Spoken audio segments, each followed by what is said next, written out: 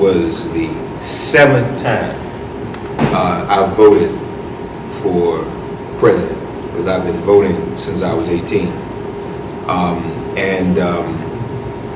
What's interesting about that is that this was important to me to be able to vote for a brother, but also important that I took my 6-year-old son into the voting booth with me to vote for the first time. It was also important that I was able to arrange, even though she's homebound, for my 91-year-old grandmother to vote absentee from home, and we saved her ballot and everything. But I say all that to say that the oldest member of my family and the youngest member of my family, I was able to facilitate doing something this historic, and so that was the best feeling about this for me.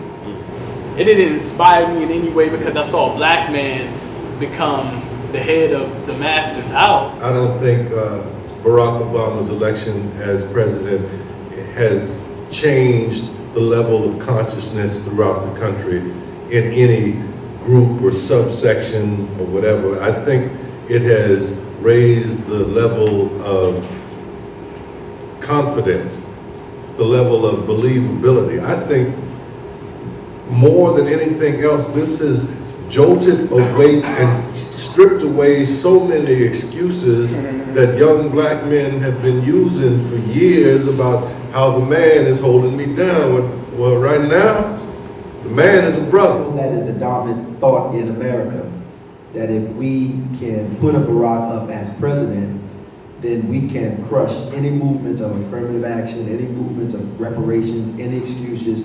We can ignore all police brutalities. We can ignore everything. You have to understand it. This is how they think. That you will no longer be able to say there's no reason why you can't go to college because a black man is a president. Well, what does that really have to do with the fact that I'm a 4th generation welfare descendant who can't get into school, who graduated without being able to read? I mean, what does a black man being president, how is that going to get me into school? So that is the aspect of what I'm saying, is that I don't think we should be snowed into believing that. That's all I'm saying. She had HIV. She had heaven and fuel. But the question is, do you? The words of Chris Rock, actually, that the money is in treatment, not the cure.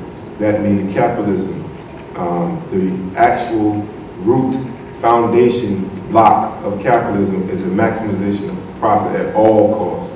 So that means that we're going to make more money providing you a long-term treatment to keep you alive a little longer, to keep you coming back a little longer, as opposed to providing a cure with a one-stop pop. This is what we're going to do. It's in their economic interest to do so. We got to start drinking real water. We got to start eating properly. We got to take our own individual organization. I'm going to say that again. Own individual organs organized to deal with yourself first. So you got to know what you're doing to yourself. You are what you eat. Then you got to also understand these pharmaceutical companies and this so-called healthcare that we're talking about is a capitalistic fake system. But we should force accountability on it still. But don't expect your doctor, who asks you every time when you go see them, what's bothering you, to give you a cure.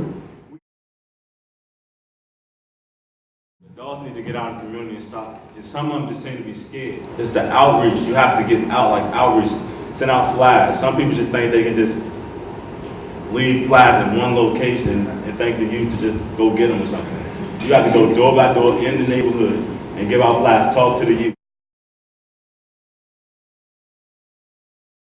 Though, from a black woman's standpoint, I want you to step up to the plate.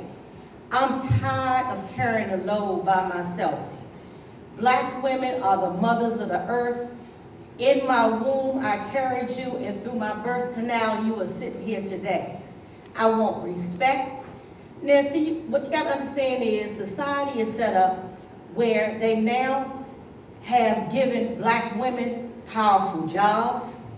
Black women have titles, they have businesses, they have educations, but what I want you all to understand is, regardless of what, quote, society give us, we love you. We want to share that with you.